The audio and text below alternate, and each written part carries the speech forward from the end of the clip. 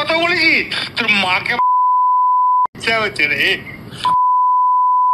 বউকে। আপনি আপনি আপনি একজন দায়িত্বপ্রাপ্ত লোক, আপনি এভাবে কথা বলছেন? তোর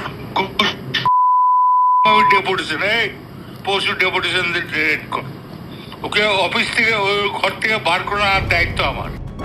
জেলের একটা ভালো নাম আছে, সংশোধনাগার, কিন্তু 2 বছর জেল খেটেও অনুব্রত মণ্ডলের যে বিন্দুমাত্র সংশোধন হয়নি তা বুঝিয়ে ফের কথায় কামব্যাক করলেন তৃণমূলের কেষ্ট অনুব্রত মণ্ডল, যিনি বারবার রাজ্যের মানুষের নজরে এসেছেন হুমকি হুঁশিয়ারির জন্যই।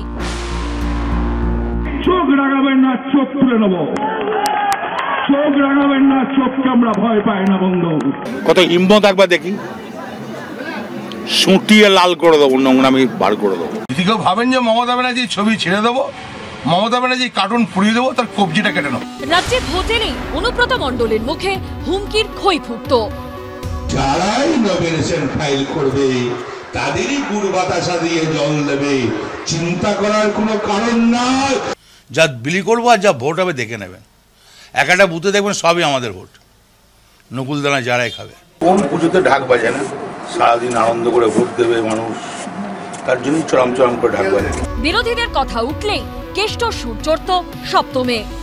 ধান উঠে গেছে, আবার ধান লাগিয়েছেন, ইংরেজ বাচ্চাগুলো কিন্তু আমার বেরোবার চেষ্টা করছে।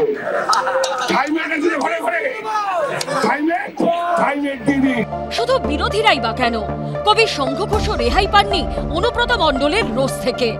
এক কবি আছে, কবি আমরা জানতাম রবীন্দ্রনাথ কবি, আমরা জানি নজরুল কবি।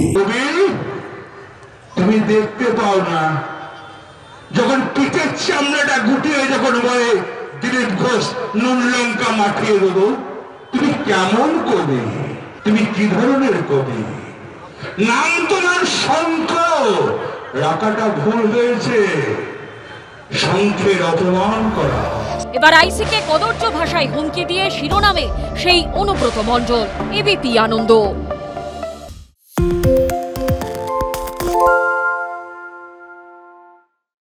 সত্য অন্তহীন, সত্যের খোঁজও তাই, সত্য সন্ধানে তাই আমরা অক্লান্ত, অকুতভয়। এবিপি আনন্দ নতুন ভাবনার প্রতীক, যা মনে মুক্ত, তথ্যে যুক্ত এবং যাবতীয় সীমানার বাঁধন থেকে মুক্ত।